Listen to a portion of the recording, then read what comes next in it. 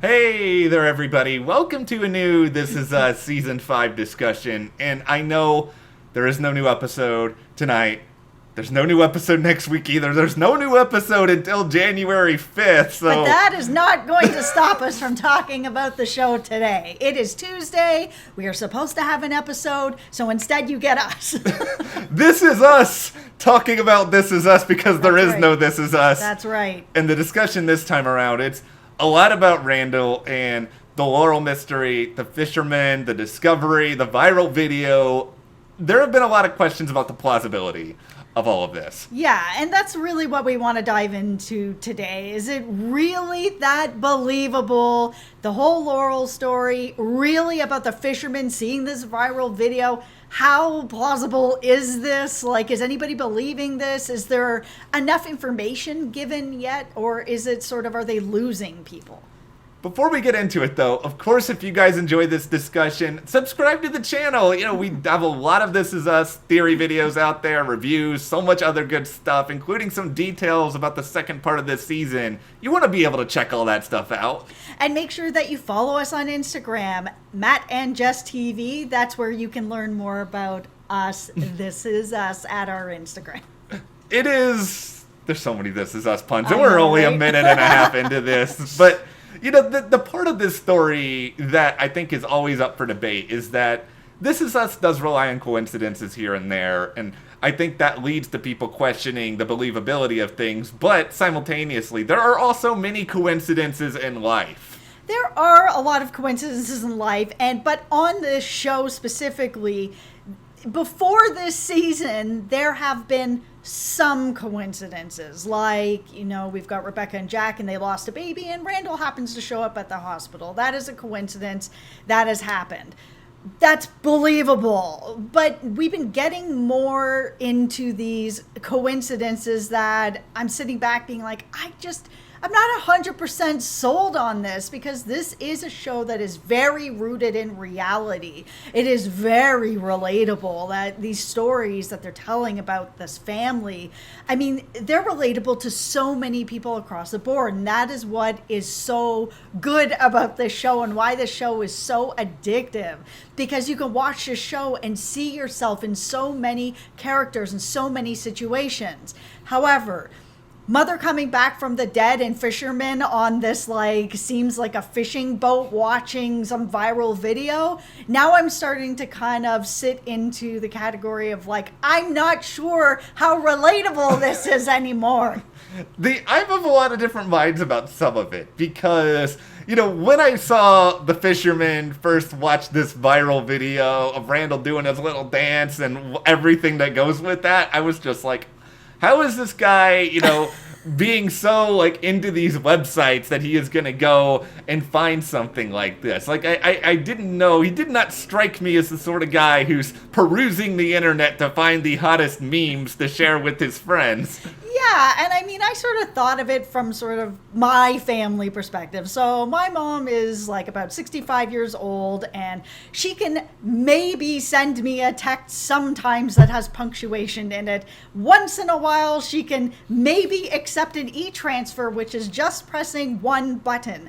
But then I've got my Aunt Jackie, who watches these videos, so hi, Aunt Jackie. And she is 70, and she will go on YouTube and watch these videos just to hang out with me a little bit more. So she would also come across something like that. So when we look at the fisherman, he looks like he's probably about the same age as my mom, you know, sort of early to mid 60s, his grandfather. It's possible that he would be like my mom, who's like, I don't know how to turn my computer on, or be like my Aunt Jackie, who's like, I'm on the YouTubes watching my niece. It's so much of it, I think, is always about preconceived notions. Like, I'll have a little bit of a story time here, because after I was on Beauty and the Geek a long time ago, Jimmy Kimmel, this is kind of a humble brag, but not really, Jimmy Kimmel once told a joke about me on his show, and this was a long time That's ago. just a brag. See, and but it's a cool moment. he made this joke about that all I would do is sit around and watch Battlestar Galactica. Mm-hmm. I had not seen Battlestar Galactica at the time in which Jimmy Kimmel made that joke, and the thing is, when you look at me, I understand that as the direction in which you would probably go. And I do like nerdy things, but I am also a huge basketball fan. I love the Toronto Raptors. I've got other interests. Maybe Fisherman Guy, he is secretly like on Reddit. Maybe he's like reading up on all these like crazy things. Maybe he is a big Blacklist fan and he's watching our Blacklist theory videos. Like, my point is that he could be very different than what we would assume him to be. Yes, I think it's difficult to just assume that because he's in his 60s that he's not going to come across a viral video. That being said, we start to get into some of the other pieces of this puzzle where, Randall's saying, oh, my dad, William Hill. Okay, I also knew a Bill Hill growing up who was, a friend of my dad's. This is a very common name.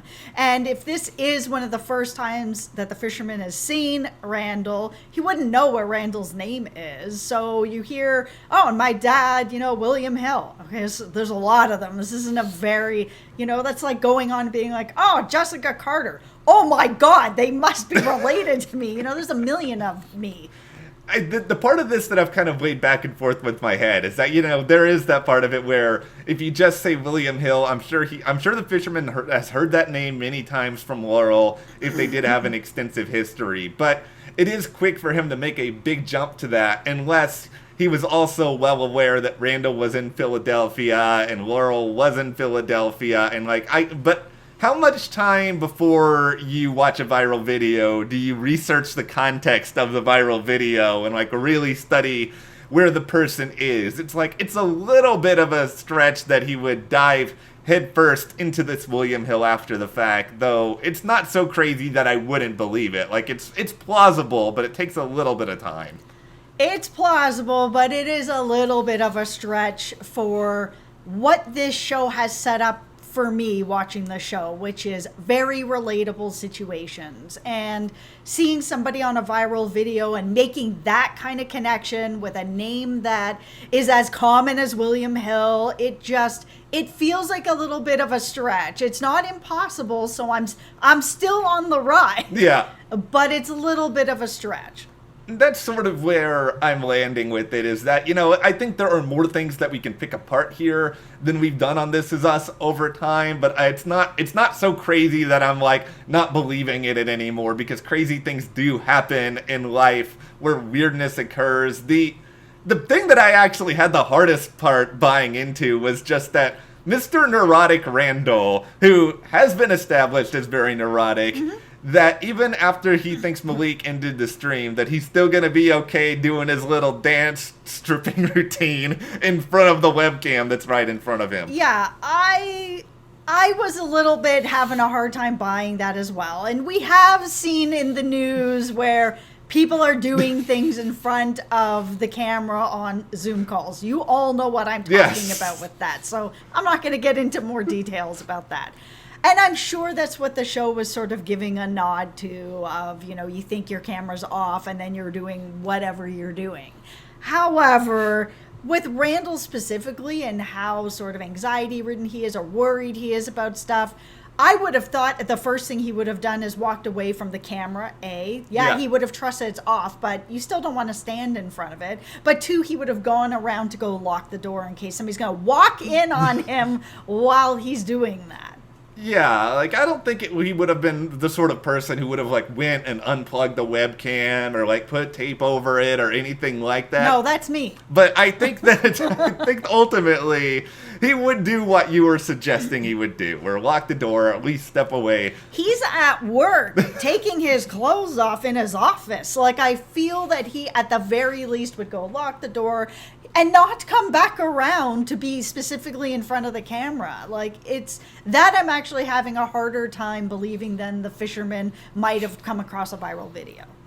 I will say this. I think what helps me with sort of the questionable plausibility of some parts of this twist is just that it was really funny. If I wasn't laughing at Randall, getting his groove on and having the entire world see it, maybe I would be a little bit more frustrated over it. But I am sort of in a situation where there aren't a lot of times on This Is Us where we're usually just crying, where I'm like actually laughing out loud at something. And yeah, there was payoff with this, and we haven't seen Good Time Randall in a while. He's been dealing with a lot of difficult stuff, so to see that sort of Fun Time Randall back where he's being really goofy, which is something that we've all missed with him, I'll let that pass too.